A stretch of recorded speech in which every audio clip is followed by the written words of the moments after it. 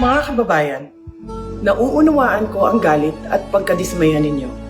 Nauunawaan ko ang galit ng taong bayan sapagkat sa nakalipas na ilang buwan, bago pa man sumabog ang issue sa flood control, madalas na akong nakikipag-usap at nakikinig sa mga hinaing ng ating mga kababayang overseas Filipinos ukol sa transparency, accountability, peace, at security.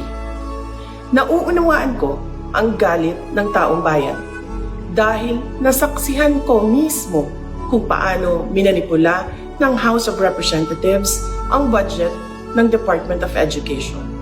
Sa halip na sundin ang listahan ng DepEd upang matugunan ang malalang kakulangan sa classrooms, misulang ginawang pork barrel ang pondong nakalaan para sa kabataang Pilipino at pinaghati-hatian ng mga kongresistang malapit sa mga makapangyarihan.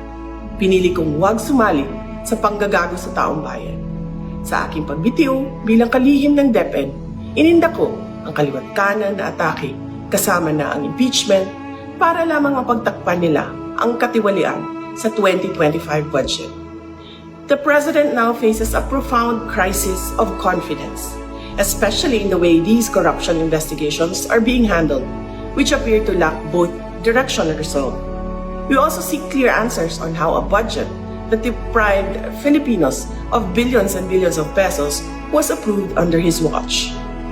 Kaisa ako ng milyong-milyong Pilipino na dismaya at nandidiri sa pamahalaang lulong sa insekuridad at walang kabusugang kasakiman.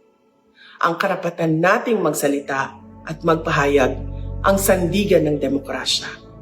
Dapat itong pakinggan ng pamahalaan, hindi para isantabi at baliwalain lamang. We Filipinos deserve better. Shukran.